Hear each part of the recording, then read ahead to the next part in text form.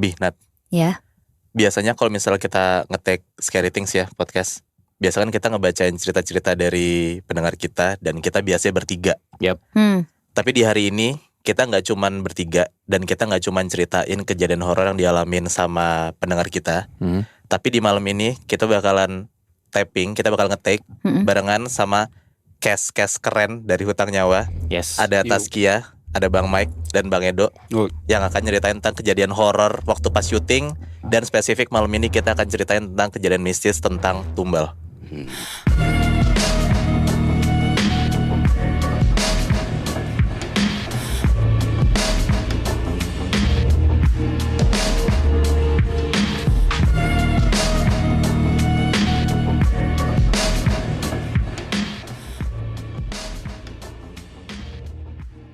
Oke, jadi cerita ini kejadian sama perempuan, kita sebut aja namanya Ika. Ika itu umur 18 tahun dan tinggalnya di Bandung. Ada satu malam di mana Ika tuh mimpi, dia lagi jalan sama warga-warga desanya. Di mimpi itu Ika gak tahu tuh tujuan mereka mau kemana, tapi yang dia lihat mereka ngelewatin kebun teh yang luas. Oke. Di situ Ika masuk ke terowongan, tapi terowongan itu tuh terbuat dari daun dan akar-akaran yang ngelingker terus ngebentuk terowongan. Nah, Ika dikasih tahu jalan sama teman-temannya dia buat lewat jalan yang ada danau warna biru terang. Terus setelah Ika ngelewatin danau itu, ternyata Ika sampai di kampungnya dia sendiri. Tapi nggak tahu kenapa, kampung itu tuh beda dan cuma ada satu rumah. Terus rumah itu tuh lumayan luas dan besar. Dan begitu dia masuk, dia tuh langsung sadar kalau itu tuh kampung tempat neneknya tinggal. Pas udah di dalam rumah neneknya, gak tahu kenapa Ika tuh ngerasa nyaman banget di rumah neneknya. Dan di situ si Ika nih ngomong ke temennya, aku gak mau pulang, mau di sini aja, enak tempatnya. Nah setelah Ika ngomong gitu, Ika tuh kayak ngerasa ketiduran di dalam mimpinya. Terus pas kebangun di mimpinya ini, yang tadinya rumah neneknya tuh banyak orang, tiba-tiba tuh kosong, gak ada siapapun.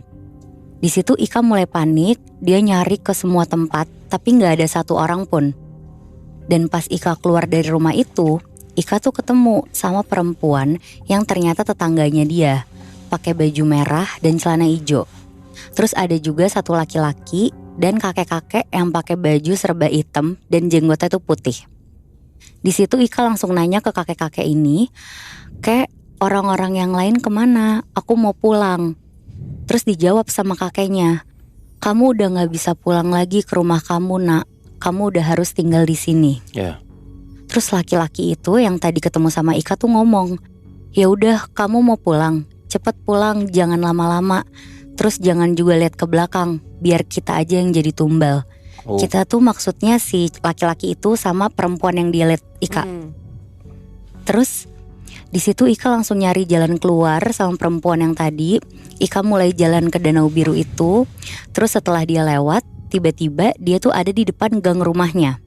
Dan pas Ika udah seneng, dia mau ngomong tuh ke perempuan itu. Tapi tiba-tiba perempuan itu tuh hilang. Pas Ika masuk rumah, semua orang tuh lagi nangis sambil melukin Ika. Dan neneknya Ika tuh ngomong ke Ika kalau ternyata dia tuh udah meninggal seminggu.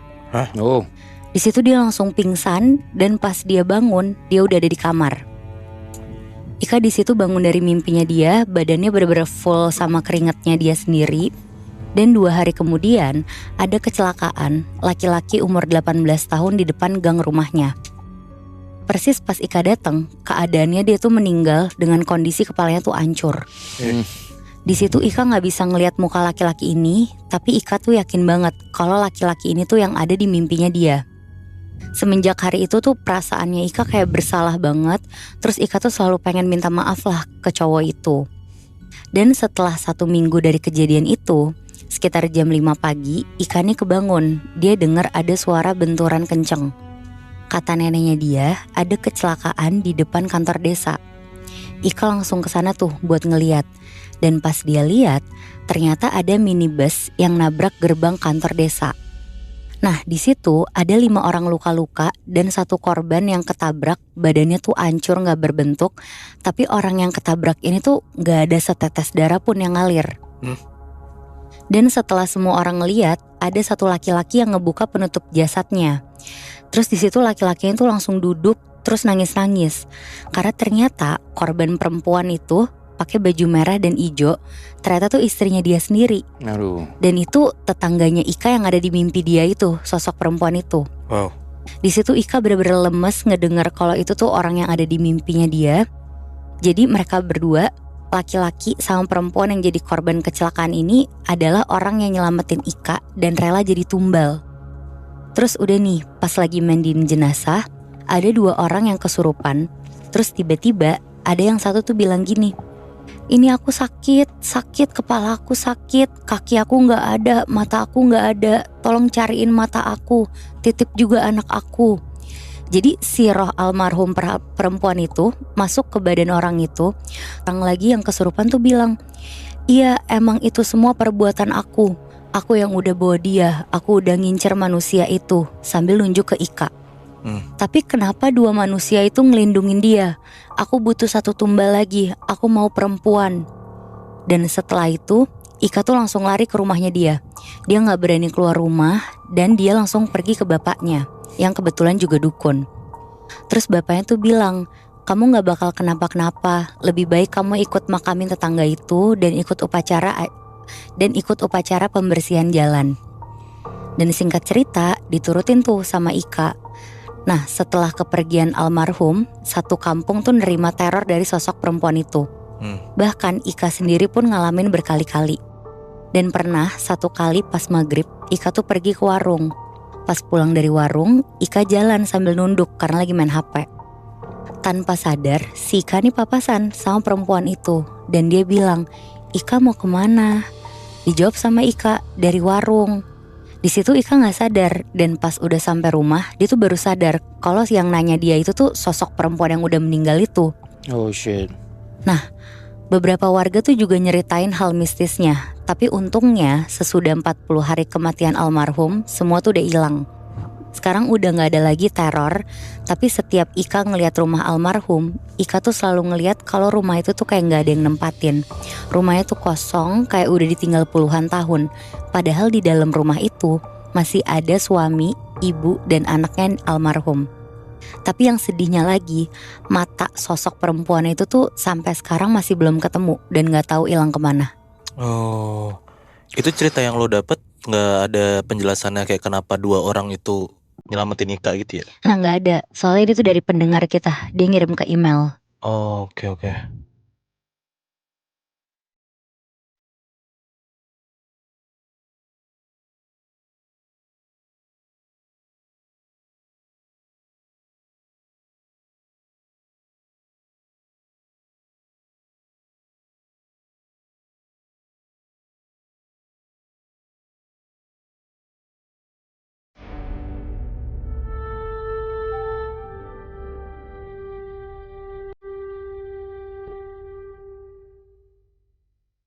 Kali ini gue dapet cerita dari seseorang yang namanya Cahya. Jadi ini ceritanya Cahya dan sepupunya yang namanya Kristi. Dan by the way ini namanya disamarin dari dia ya. Jadi Cahya sama Kristi ini awalnya gak percaya kalau di sekitaran mereka tuh atau di sekeliling mereka ada beberapa orang yang quote unquote memelihara makhluk tak kasat mata. Dan mereka pun itu mencari tumbal untuk peliharaannya. Jadi di kampungnya Cahya ini emang terkenal dengan keberadaan suanggi atau mereka yang suka memelihara makhluk tak kasat mata itu. Si Cahya ini gak nyebutin waktunya kapan, tapi cerita ini kejadian di salah satu kampung yang ada di Maluku. Awal mulanya ini ketika mereka tuh lagi ngumpul bareng sama keluarga, terus mereka tuh sambil cerita-cerita, si Cahya dan si Kristi ini ya, bersama keluarganya yang lain. Nah tiba-tiba neneknya Cahya bilang kayak gini, kalian tahu nggak kalau ada saudara kita yang melihara makhluk tak kasat mata, kata gitu. Nah kata si neneknya ini, sebut aja namanya kakek Anton. Nah waktu neneknya ngomong kayak gitu, awalnya Cahya dan Kristi nggak percaya, karena emang mereka cukup bodo amat dan nggak peduli tentang hal mistis kayak gitu, dan mungkin ya masih anak-anak kali ya. Nah tapi waktu itu mereka berdua nih kaget banget karena neneknya ngomong kayak gini. Coba aja kalian perhatiin si kakek Anton ketika siang hari dan malam hari, kata gitu. Ya mereka berdua bertanya-tanya, emang kenapa gue harus merhatiin si kakek gue ini, atau si kakek Anton ini. By the way, kakek Anton tuh bukan kakek mereka langsung ya, jadi kayak emang saudara jauh gitu. Okay. Nah besokannya Cahya sama Kristi ini lagi duduk-duduk gitu di depan rumah di siang hari. Mereka lagi ngobrol-ngobrol dan mereka ngelihat ada si kakek Anton ini lewat depan rumah. Mereka keinget dong sama omongan dari nenek mereka kemarin. Tiba-tiba Kristi bilang gini ke Cahya, "Gak ada yang aneh kok sama kakek Anton. Mungkin karena umurnya udah tua aja, terus jalannya pelan-pelan, bungkuk. Ya mungkin emang udah umur gitu loh." Nah Cahya pun ngerasa juga kayak gitu. Nah singkat cerita, malamnya nih, di malam harinya, Cahya dan Kristi tuh baru balik dari rumah tantenya itu.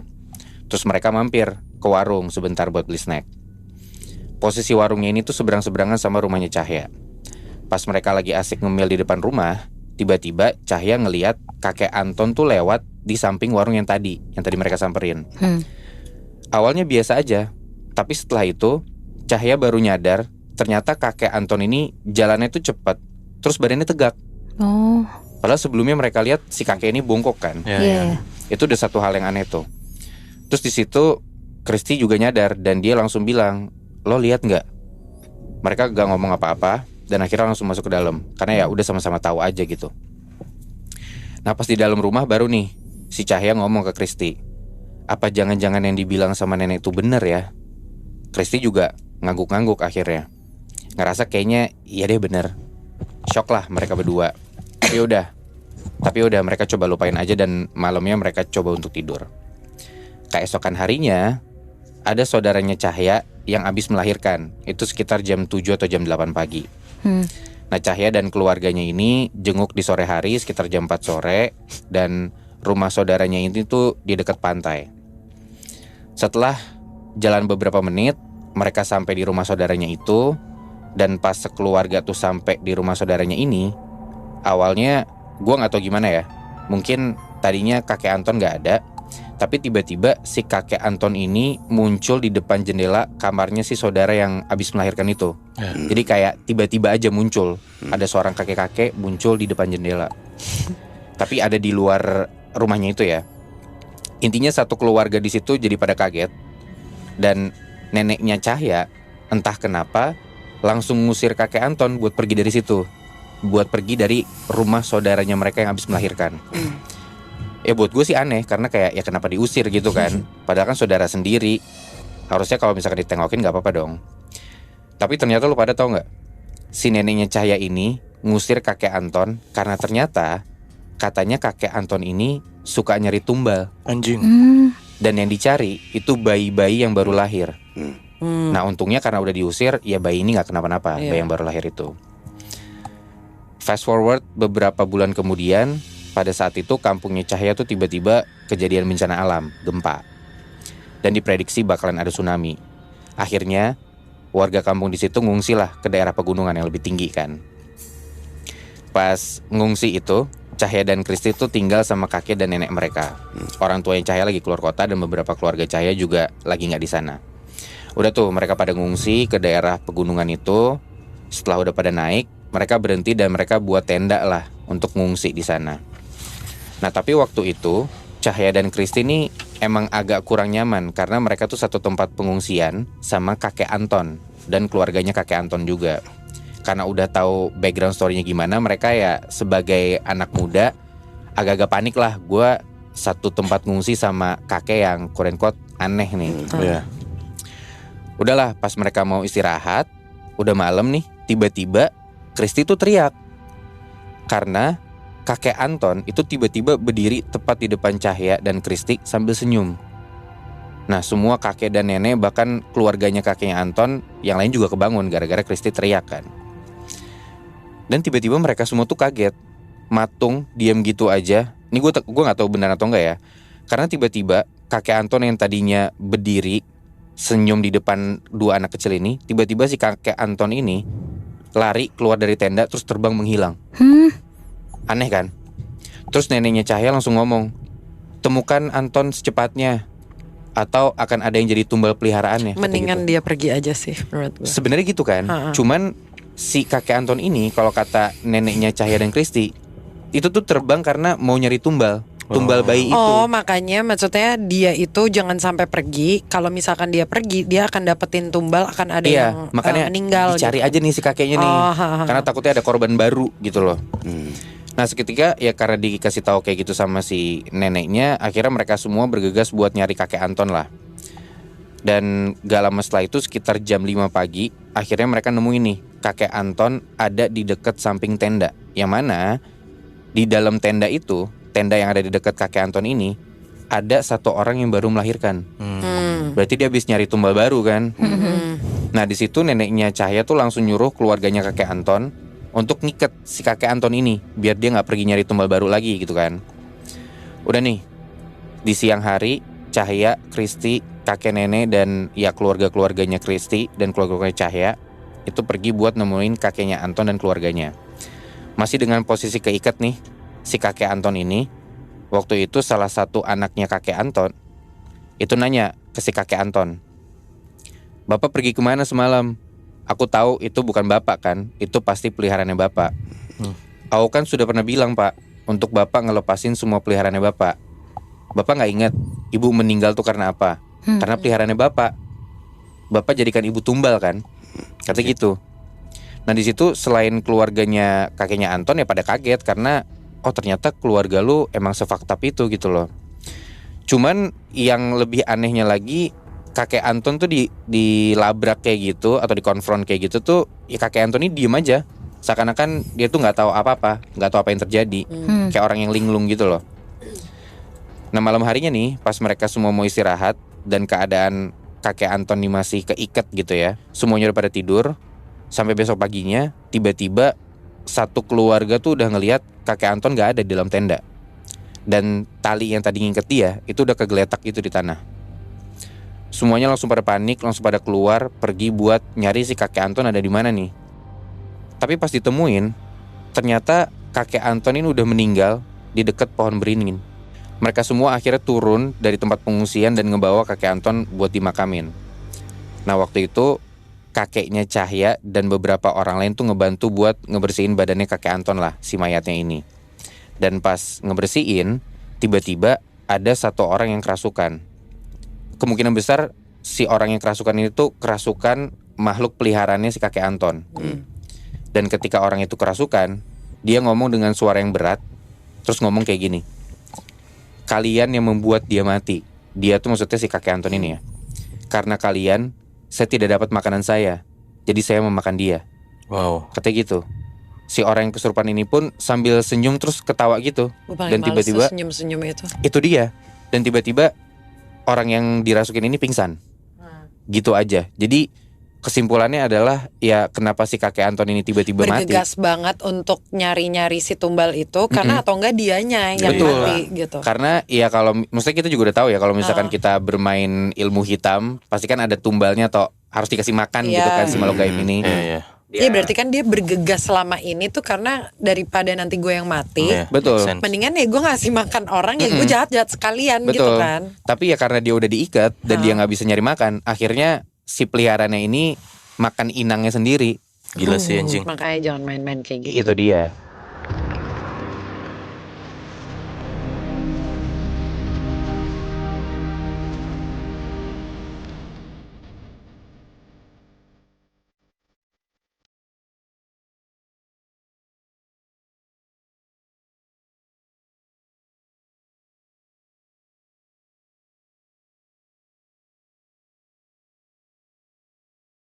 Gue dapet cerita soal ada orang yang habis nerima uang dari tetangganya.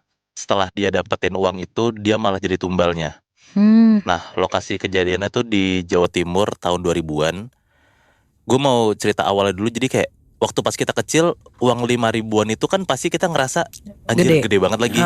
Apalagi kalau misalnya kita ngelihat itu tuh di tengah jalan. Kalau kita ketemu uang tengah jalan pasti kita ambil dong. Betul. Nah, cerita ini dari Hasan namanya. Dia tuh waktu pas ngirim cerita ini tuh waktu pas umur 10 tahun. Jadi Hasan ini punya tetangga, sebut aja namanya Pak Ruslan. Dulu bisa dibilang kehidupan Pak Ruslan tuh bener-bener, sorry ya, kayak miskin gitu loh. Soalnya Pak Ruslan tuh dulu di tetangganya tuh terkenal kalau dia tuh cuman jualan kayak sapu ijuk gitu. Nah, gak tahu kenapa tiba-tiba tetangganya nih bingung karena Pak Ruslan tuh kelihatannya jadi kayak sukses gitu tiba-tiba guys. Ada satu momen dimana tetangganya tuh ngelihat Pak Ruslan kok bisa ngegedein bisnisnya sendiri tiba-tiba banget. Sampai punya toko, ngegedein rumahnya. Padahal dulu ya tadi gue bilang dia orang susah dan cuma jualan sapu ijuk doang gitu kan. Nah, ada nih cerita dari Mbak Yem. Mbak Yem itu tuh pembantunya Pak Ruslan nyeritain tentang perilaku aneh majikannya. Jadi semua tetangganya ini nih gak ada yang percaya sama ceritanya si Mbak Yem ini. Nah, Mbak Yem tuh bilang, ini kan biasalah kayak pembantu-pembantu kalau lagi beli sayuran kan suka gosip ya sama tetangga rumah lainnya gitu kan.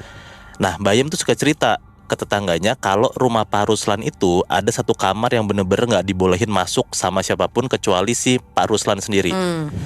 Terus ada satu malam Mbak Yem tuh suka nyium tiba-tiba kayak bau dupa atau bau kayak sesajen gitu, entah dari mana, tapi itu asalnya dari kamar itu. Tapi kan nggak tahu karena Mbak Yem kan nggak boleh masuk kan. Nah itu tuh cuman di beberapa malam tertentu doang. Intinya tuh banyak banget lah hal-hal aneh yang Mbak Yem lihat dan dia rasain sama Pak Ruslan waktu pas dia kerja di sana. Tapi dari sekian banyak cerita itu, gak ada satupun dari mereka tetangga-tetangga Pak Ruslan tuh yang percaya kalau Pak Ruslan tuh pakai pesugihan, karena belum pernah nyaksiin sendiri gitu. Nah sampai beberapa tahun kemudian ada momen tepatnya waktu pas sore menjelang maghrib gitu, Hasan yang tadi gue bilang yang ngirim cerita ini waktu pas 10 tahun itu, Hasan sama beberapa temannya lagi main kejar-kejaran gitulah di pelataran salah satu rumahnya temennya. Nah tanpa Pak Ruslan sadar, Hasan tuh ngelihat perilaku aneh dari Pak Ruslan. Hasan tuh ngelihat Pak Ruslan tiba-tiba ngebuang uang kertas gitu di tempat sampah. Nah Hasan ngeliat lah dengan jelas kayak, kok ada tetangga gua, Pak Ruslan lagi buang duit nih ke sampah. Nah pas dilihat sama si Hasan, zaman dulu tuh gambarnya sasan dorote gitu yang berarti uang 5.000. Nah Hasan di situ pengen ngambil banget tuh uang yang tadi gue bilang di awal, karena anak kecil ya kalau misalnya ada uang dia pengen banget ngambil kan. Pas lagi jalan ngambil uang itu, tiba-tiba Pak Ruslan tuh ngelihat si Hasan sambil bilang kayak, "Leh sini leh," gitu. Orang Jawa dia bilang. Nyamperan nih si Hasan ke Pak Ruslan. Tiba-tiba si Pak Ruslan ini ngomong bahasa Jawa yang kalau gue indoin, "Ini ada uang jatuh, ambil aja nak daripada keduluan sama teman-teman kamu," gitu. Nah di situ Hasan tuh nggak bilang makasih, nggak bilang apa, dia langsung ngambil uang 5.000-nya terus cabut tuh, ninggalin Pak Ruslan lari gitu aja. Nah dari sinilah kejadian-kejadian aneh dan nyeremin nih kejadian sama Hasan karena dia ngambil uang 5.000 Pak Ruslan. Setiap jam 3 sore sampai jam 5 subuh, Hasan tuh ngerasa badannya gak karuan. Badannya panas, lemes, kayak mulutnya ngerasa pahit banget. Setiap makan minum apapun dia ngerasa kayak gak enak gitu mulutnya. Itu kan jam 3 sore sampai 5 subuh. Tapi jam 5 subuh sampai jam 2 siang Hasan tuh baik-baik aja, sehat-sehat aja. Nggak sampai situ aja, itu hari pertama kan. Hari kedua, Hasan ngerasa lebih parah lagi nih. Hasan sampai ada momen dimana waktu pas dia makan dan minum, kan dia ngerasa mulutnya tuh asam banget, pahit banget kan.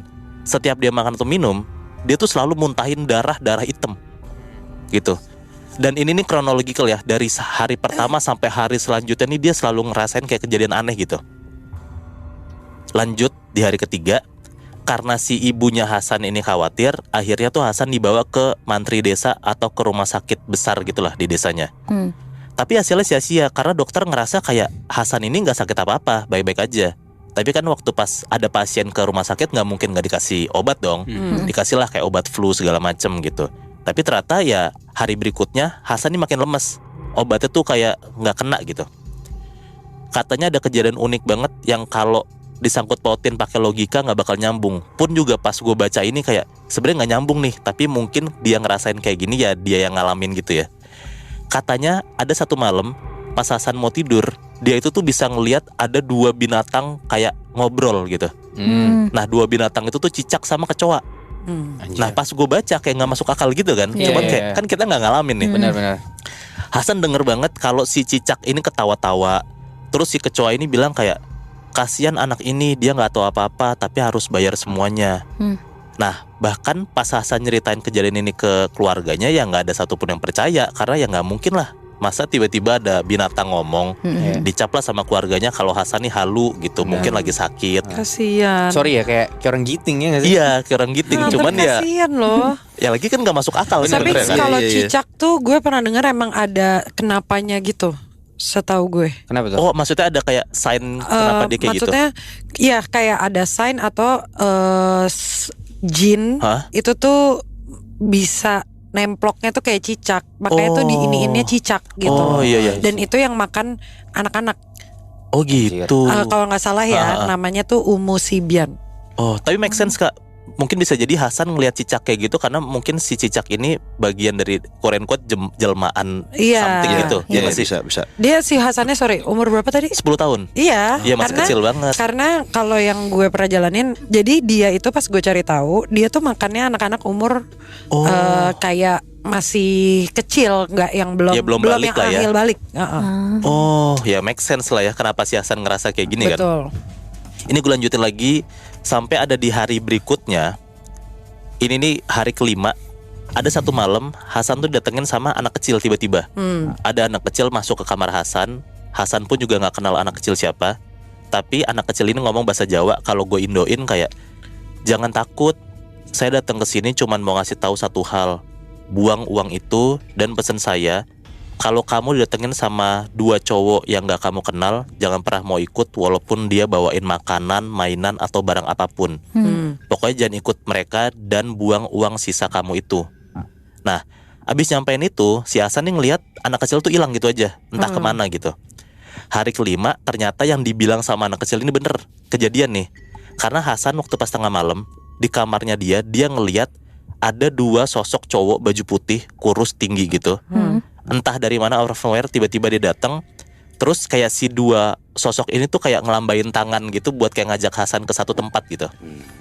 Nah Hasan jawab kayak emoh gitu, gak mau. Nah terus pas dibilang emoh sama Hasan tiba-tiba hilang. Coba tidur lagi lah nih Hasan. Pas dia mau coba tidur lagi gak bisa, Hasan melek, ternyata sosok itu datang lagi. Tapi sekarang sosok ini tuh kayak ngebawa mainan sama uang gitu, sambil tetap sama nih kayak ngelambain tangan ngajak Hasan ke satu tempat. Tetap ditolak sama Hasan. Terus tiba-tiba sosok ini hilang gitu aja, entah kemana. Nah sampai satu momen dimana Hasan tuh ngerasa kayak 2 sosok ini kan pasti bukan orang, pasti setan gitu kan. Hasan teriak-teriak lah nih. Pas Hasan teriak-teriak, ada neneknya tuh dengar, masuklah ke kamar Hasan. Ditanya sama neneknya kayak, Hasan kenapa? Nah Hasan bilang gak apa-apa, tapi aku ngeliat ada 2 sosok. Nah ditunjuklah ke satu titik sama Hasan, aku ngeliat di sana gitu. Pas dicek sama neneknya, ternyata kosong, gak ada apa-apa. Neneknya bilang kayak, ya udah tidur aja, mungkin kamu salah lihat, kamu lagi sakit, udah gak ada apa-apa kok, lanjutlah tidur lagi nih si Hasan. Nah masih di hari selanjutnya, paginya Hasan inget kalau dia itu masih megang pecahan uang 1000-an dari 5.000 yang dia ambil dari bapak ini nih. Nah buru-burulah dia inget omongan si anak itu harus buang uangnya. Dia buang tuh sisa uang 1.000 itu ke keluar jendela kamarnya. Nah dan katanya dia itu kan ngebuang uang 1.000-nya tuh pas pagi hari. Hasan denger pas banget dia buang uang itu, tiba-tiba ada temennya yang ngambil uangnya 1.000-nya itu. Nah itu paginya. Sorenya Hasan denger, dia dapat kabar kalau temen yang ambil uangnya itu ketabrak mobil pas lagi ngaji. Wah, anjing. Nah di situ tuh temennya Hasan koma 3 hari. Dan pas dia sadar, anak kecil ini sadar, ternyata anak kecil tuh cacat, harus diamputasi karena tabrakannya tuh serius banget. Oh my god. Dan update terbarunya katanya beberapa tahun setelah kejadian itu, si Pak Ruslan akhirnya meninggal dengan kondisi yang chaos banget, gak karuan gitu ya, mengenaskan. Tapi keluarganya dan tetangga-tetangganya gak tahu kayak kenapa tiba-tiba si Pak Ruslan tuh meninggal. Gitu cerita yang gue dapat dari Hasan yang umur 10 tahun. Dia cuma ngambil uang 5.000 doang padahal di jalanan. Tapi ternyata dia bisa dibilang kayak mungkin bakal jadi tumbalnya itu ya. Untung gak kejadian.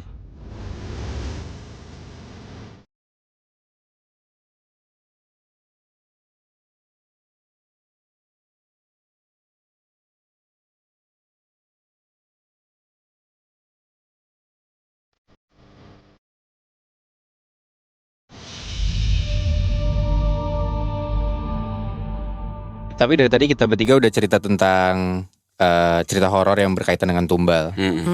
Dan kalau nggak salah nih kalian cast di film Hutang Nyawa ya. Betul. Filmnya kurang lebih juga ngomongin tentang tumbal ya nggak sih? Betul. Tapi boleh diceritain dulu nggak?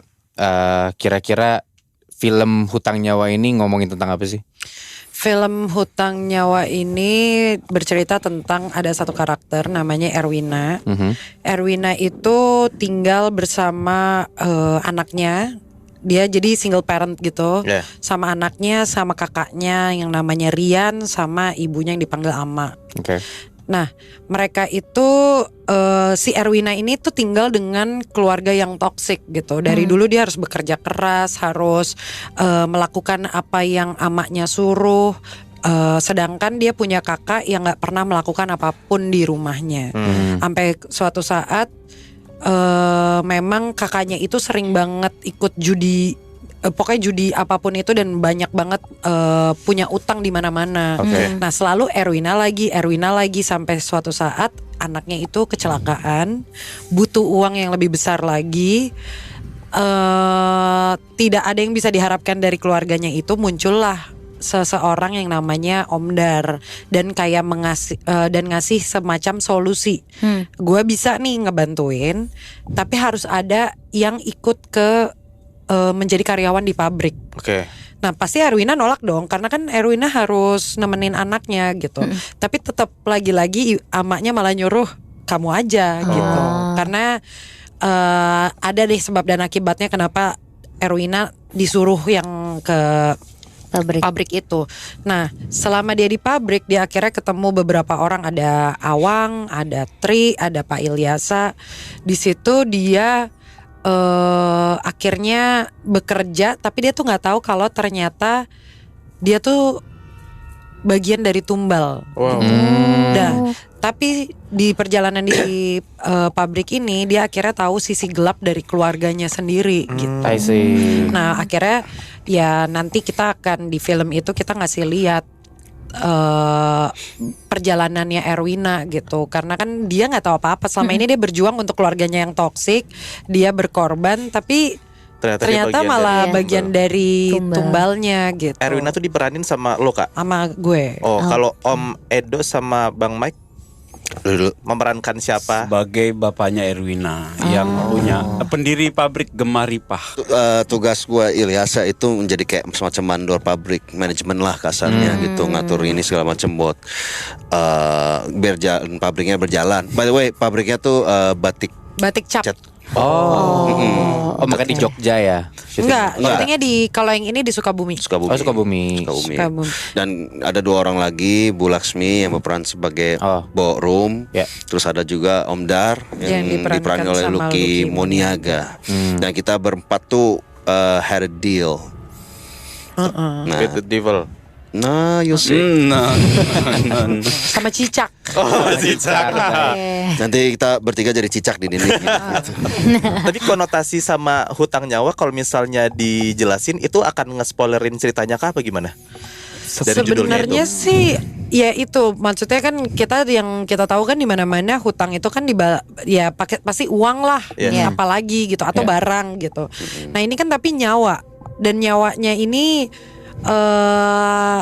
yang dipikir Erwina, ya udah gue bekerja giat untuk dapat bonus, untuk dapat apapun untuk keluarganya, ternyata tuh semua sia-sia gitu.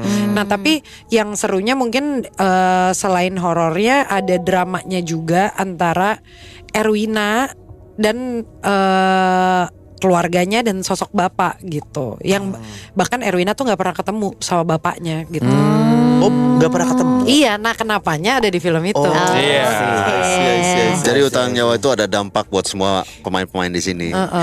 Gua ada dampaknya, dia ada dampaknya, 2 lagi ada dampaknya. Kenapa-kenapanya? Ada korelasinya gitu. Kenapa secara fisiknya mereka bisa seperti apa gitu. Kayak misalkan kan Kak Mike kan jadi jadi Pak Ilyasa kan lumayan yang gagap gitu. Nah, itu tuh ada sebab dan akibatnya gitu. Jadi dalam ya kalau secara karakter juga ya. Lumayan. Menarik. Nah, gue mau nanya ke Bang Edo. Ini kan film Hutang Nyawa ini ngomongin tentang tumbal juga. Kalau dari film-film lu sebelumnya pernah nggak ngomongin tentang tumbal juga? Apa yang membedakan tumbal di film ini dengan yang film-film lain menurut lo? Lebih menariknya ya itu bahwa tumbalnya itu ya saudara dekat gitu. Jadi mungkin yang menariknya tumbalnya itu karena kayaknya nih ya nanti dibenerin aja ya kalau emang salah gitu. Di tahun ini yang tayang tentang tumbal pabrik tuh kayaknya baru ini. Sedangkan spesifik tumbal pabrik ya? Sedangkan kan kalian memang pasti udah sering dengar tentang tadi kan cerita-cerita kalian juga masalah tumbal gitu. Ini kan tapi tumbal pabrik gitu. I see. Lo pasti sering deh, misalkan gue buka-buka tentang let's say lokasi syuting yang sering gue di situ gitu. Itu kan pasti kalau gue tahu ceritanya ya ada tumbalnya, kayak kenapa sih pabrik tuh ada tumbalnya gitu. Nah ini tuh akhirnya diceritakan di Hutang Nyawa gitu. Ini kan berarti ada beberapa tempat yang emang lo pakai buat syuting kan. Nah biasanya kalau misalnya tempat horor itu kalau misalnya film horor, lo syutingnya pasti di tempat horor. Gitu kan. Nah, tempat syuting kalian serem nggak? Iya. Lo bertiga ngerasanya? Kalau mereka kan tapi kebanyakan ngerasainnya tuh lebih di pabrik kan.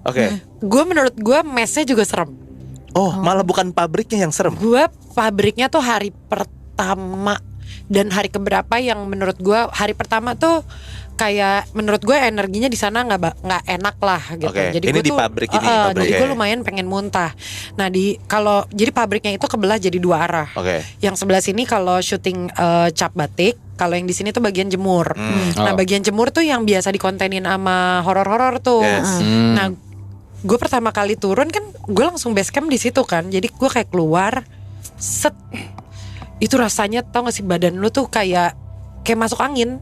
Tapi tiba-tiba padahal di perjalanan tuh gak kayak gitu. Itu pabrik udah terbengkalai berarti. Jadi itu tuh pabrik yang sebenarnya masih bekerja tapi sesuai sama orderannya. Nggak aktif berarti. Nggak aktif. Jadi ya aktif kalau misalkan emang ada orderan. Dan kita tuh lokasi syutingnya tuh pabriknya di tengah-tengah apa itu namanya, bantuin kelapa sawit. Bocah kota susah. Nah itu tuh dan sampai titik terakhir gue syuting ada bagian yang nggak tahu kenapa ya, beneran demi Allah gue nggak pernah mau lihat di pabrik itu. Padahal kita selalu akan lewat itu. Nah spot yang lo takut lihat itu apa? Ingat gak sih kalau mobil rongsokan? Gue juga merasa. Tapi ini sih itu kan pabriknya punya background story yang juga menarik. Iya. True story, bukan filmnya ya. Iya. Gue tanya orang-orang sekitar juga, mereka juga menceritakan hal-hal yang menarik. Soalnya pabrik itu juga ternyata terlibat sejarah dikit. Nah, so you have ketika lu datang, kalau lu imajinatif kayak gue misalkan, gue datang gue ngebayangin, berarti kalau gue jadi orang Jepang pasti gue giring orangnya ke sini dan lain-lain gitu. So you have this atmosphere yang sama sekali nggak enak. Setahu gue tuh kalau di pabrik itu tuh yang terkenal yang pabrik aslinya ya itu Nyi Ronggeng. Jadi penunggunya. Jadi mereka tuh harus, jadi kan itu tuh kayak ada buletan. Nah itu tuh ada nomornya. Nah ada satu nomor yang selalu memakan korban. Nah waktu zaman Belanda atau kalau nggak salah ya, jadi mereka mau mindahin mesin itu atau yang gilingannya itu tuh mereka harus ditariin. Nah sampai tariannya itu nyampe, kalau nggak salah yang Nyi Ronggeng itu meninggal gitu. Serem banget.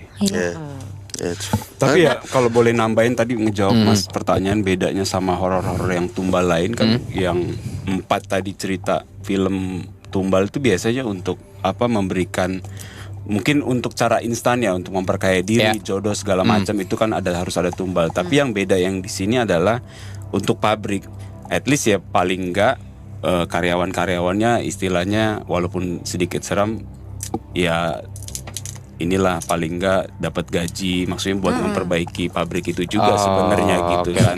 Paling enggak tetap produksi jalan gitu sih, walaupun memang tetap harus ada tumbal gitu. Kan kalau film horor lain kan tumbal untuk ya memperkaya diri, terus misalnya mencari ya kayak cinta ditolak dukun bertindak kan itu tumbalnya. Tapi kalau di Gemaripa ini ya untuk pabrik sebenarnya buat kesejahteraan karyawan juga, untuk perusahaan itulah. Gak cuma untuk satu orang. Iya gitu. Perjalanan ke situ juga ini sih horor. Serem juga. Lumayan nggak horor sih, maksudnya gelap banget.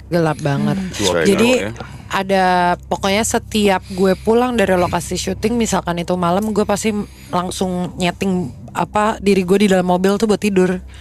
Karena gelap banget, nggak ada lampu sama sekali. Jadi lampu ya cuma mobil doang. Dan kanan kiri ya udah hutan. Ini di mana tempatnya Kak? Itu di Sukabumi. Sukabumi. Nah itu tuh bener-bener, dan gue inget banget hari itu selesai situ ada yang nyurup. Nyurup maksudnya? Jadi kita nih masih syuting. Kita masih syuting. Ada sebuah kejadian lah pokoknya di lokasi syuting. Nah, jadi hari itu banyak banget kejadian. Di hari syuting itu banyak banget kejadian. Ada satu yang nggak bisa gue ceritain. Ada satu jadi kita tahu, kok gue bingung. Telco gue kok nangis kenceng banget. Terus gue bilang kayak kenapa gitu. Ini salah aku kak gitu. Hah, kenapa sih gitu. Nah dia tuh nunjukin isi chatnya kalau jadi kan ekstra tuh rame banget. Dan mereka mostly tuh bawa motor. Harus lewatin si hutan itu, tapi rame-rame. Nah nyampe di penginapan mereka ada satu yang, nih seingat gue ya, tangannya tuh kayak kesengat. Jadi biru banget. Terus badannya panas. Jadi mukanya tuh udah yang pucat banget gitu. Nah pasti kan kalau orang yang kurang sama mistis-mistis gitu kan akan mikirnya pasti pertama dan logikanya adalah medis. Nah si casting director gue bilang udah ke klinik. Tapi yang mereka percayanya enggak, ini harus ke orang pinter. Iya, nggak apa-apa ke klinik dulu, baru lo ke orang pinter. Nah, sedangkan klinik itu memang dari tempat penginapan tuh 30 menit sejam. Nah, orang pinter itu lebih dekat ya, pasti milih orang pinter dong. Kalau bisa nyembuhin kenapa enggak gitu. Nah, mereka pas kesana pas lagi ngantri itu ada videonya dan gue lihat jelas itu nggak normal muntahnya. Jadi lo tau kan, tapi di film serem tuh selalu ada yang muntah yang nah kayak gitu. Anjir. Iya, real. Gue ngelihat jadi mereka nih lagi kayak nungguin si orang pinternya ini. Mereka kayak lagi bantuin temennya kan, kayak mual banget gitu. Tiba-tiba ada satu sisi mereka jadi kayak di ujung gitu. Gue merinding. Dia kayak tapi kayak lurus, banyak banget. Deres banget ya. Deres, bukan orang yang muntah kan biasanya cah gitu. Atau enggak kalau lagi mabuhay gitu. Ya kan udah sesaat itu ya. Ini tuh bener-bener lama. Kayak air terjun gitu kayak ya. air terjun, pengantin gak tuh? Enggak. Aduh. Thank you. Yang lain dong itu. Belum lain itu. Yang lain. Itu tuh akhirnya memang dibilang ternyata memang satu ada binatang. Bener, itu disengat binatang tuh bener. Tapi kalau dibilang katanya si mbahnya lah bilangnya karena mereka berisik di hutan. Jadi ditanya kalian berisik di sana? Iya pak, soalnya motornya mogok. Jadi kita takut, kita bikin suara bikin nggak takut gitu. Nah ternyata keganggu. Iya benar. Anjing, untung yang ini nggak untung sih, tapi kayak yang ngalamin. Nggak ada untung. Orang Indonesia tuh selalu gitu. Ada untung. Tapi di antara kalian bertiga nggak ada kejadian-kejadian aneh kan? Ada, cuman dia ada satu. Serius? Dia ada. Kok gue nggak tahu? Gimana Bang Edo? Yang di hotel. Oh itu yang penginapan. Ya nggak apa-apa kan itu proses. Ketok-ketok kan. Emang penginapannya itu jauh dari peradaban kayaknya. Enggak, ini dulu kan. Enggak, ini story. Enggak. Ini tadi pagi. Diketok-ketok. Gue udah tahu. Diketok-ketok siapa? Siapa? Enggak ada yang jawab gitu kan. Wah, penasaran kan, rasa takut ini tapi pengen tahu juga gitu. Ngintip di sela-sela pintu gitu sambil ngerekam gitu kok. Kok ada kaki gitu, siapa? Pas dibuka si botak ini. Lebih horor ternyata. Aduh. I was bored. Gue bosan waktu itu. Gue lagi pre-shooting ya. Sorry dude. Tapi ya emang menurutku ya di setiap lokasi syuting tuh pasti ada aja. Pasti ada. Ya karena setiap tempat percaya atau nggak percaya ada penunggunya kan. Iya. Dan gue selalu bilang, maksudnya rutinitas gue tuh kalau mau syuting tuh pasti gue kayak pasti suruh doa bersama tuh abis Al-Fatihah tuh gue langsung ngomong kayak gue di sini niatnya baik. Cuma mau bekerja. Jadi gue nggak akan ganggu lo, tapi lo jangan ganggu gue. Ya permisi. Dan gue tuh percaya banget, gue tuh nggak mau pipis sembarangan. Ya kalau ngomong kasar kan, karena kalau latah kan itu sudah tidak bisa dipuhui gitu kan. Nah tapi kayak gue tuh percaya sama yang kayak lo jangan nggak boleh pipis sembarangan dan lain-lain. Karena yang kejadian tadi itu setelah 1 hari setelah gue tahu ada yang pipis sembarangan. marah banget lah ya. Iya. Tapi lucunya juga pabrik itu sebenarnya udah nggak produksi sih, cuma ada penjaganya ya, ada yang kerja lah untuk menjaga itu karena kan besi-besi tua kan. Betul. Nah orang-orang yang kerja itu pun kalau udah waktunya pulang, dia langsung pulang. Maksudnya enggak? Oh nih mereka berdua. Gue sebenarnya kesel. Gue mau komplain. Dia katanya penjaga dan kerja di PNS segala macam. Terus gue nanya, Kang, ya kumaha ada tempat ya lain jurik atau kumaha gitu Sudanis. Terus dia go, ada dia mama, ini. Terus jam 6 sore belum maghrib. Ayo, alik pulang. Buru-buru aman. Gue merasa kayak loh, katanya nggak apa-apa. Aman apa enggak nih? Iya. Jadi pas dia naik, berarti kan mereka juga tahu kan kalau di situ juga. Berarti there's something nih gitu. Benar-benar itu aja. Berarti di balik syuting Hutang Nyawa ini banyak cerita-cerita dari kalian juga ataupun dari kru-kru cast lain juga, hal-hal mistis di situ lah ya. Yes. Jadi makin penasaran sih untuk nonton film Hutang Nyawa ini, dan udah rilis ya di bioskop ya. Betul. Film Hutang Nyawa ini, jadi teman-teman yang mendengarkan podcast kita ini jangan lupa untuk nonton film Hutang Nyawa di bioskop. Satu fun fact terakhir, ini yang gue tahu adalah ini film Hutang Nyawa diadaptasi dari thread horror viral Hutang Darah dari akun Twitter Mas Yosep Angginun ya. Betul. @Angginun dengan viewsnya sudah 12,6 juta. Keren. Wow. Ya, jadi kayaknya emang perlu untuk ditonton. Silakan datang ke bioskop teman-teman, dan thank you banget untuk Taskia, Terima kasih. Bang Mike, Bang Edo yang sudah hadir. Thank you guys. Sampai ketemu di horor-horor lainnya.